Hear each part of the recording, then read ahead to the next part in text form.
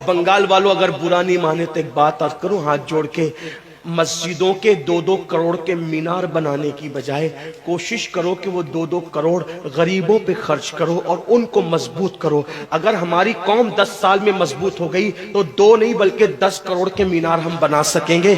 इसलिए मेरी गुजारिश है, जलसों के खर्चे भी कम करो, शादियों के खर्चे भी कम करो और सब खर्चे कम करके अपनी कौम को मजबूत करो। हुजूर अलैहिस्सलाम इसीलिए तशरीफ लाए थे। तो दीनदार बनो, मालदार बनो और नंबर 3 एजुकेशन पे बहुत मेहनत करो।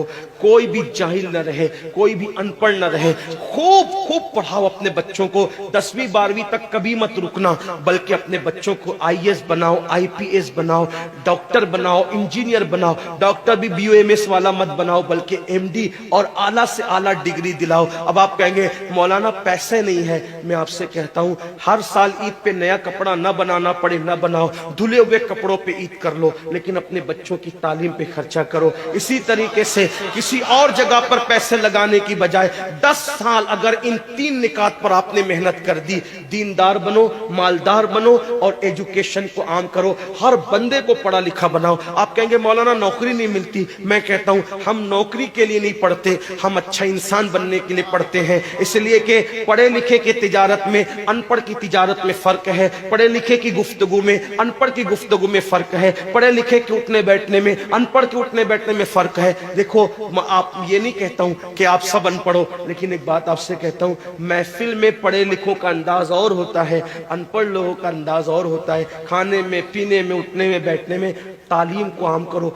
दुनिया भी पढ़ाओ, आखिरत भी पढ़ाओ। अपने बच्चों को इतना इल्म दो कि वो मुसलमान रहे, सच्चे मुसलमान रहे, और अपनी बच्चियों को भी इतना इल्म दो, सच्ची पक्की मुसलमान रहे। और स्कूल, कॉलेज, यूनिवर्सिटी में आला से आला तालीम दिलाओ। और याद रखना, गुर्बत का बहाना मत बनाओ। बिटिया की शादी होती है तो लाखों रुपए कहां से आते हैं। और आपसे कहता हूं, 8 घंटे मेहनत करने की बजाय 16 घंटे मेहनत करो। मेहनत में पीछे मत हटो, अपने बच्चों को पढ़ाओ। सिर्फ 10-12 साल हिंदुस्तान के तमाम मुसलमान मेहनत करके अपने बच्चों पे मेहनत कर ले, कोशिश कर ले, काविश कर ले, तो देखना नक्शा बदल जाएगा। ये भी आपसे कहता हूं, एक बात कहता हूं, मना नहीं कर रहा हूं, अगर मुझसे गलती हो तो मेरे उलमा इस्लाह करेंगे। आप मेरी जात को देख के कबूल नहीं करना। बाप के चेहलुम पर 40 देग पकाने की बजाय 1 देग पकाओ। उन 40 देगों का खर्चा बचाकर किसी बच्चे की तालीम पर अपने बाप के इसाले सवाब के लिए खर्चा कर दो।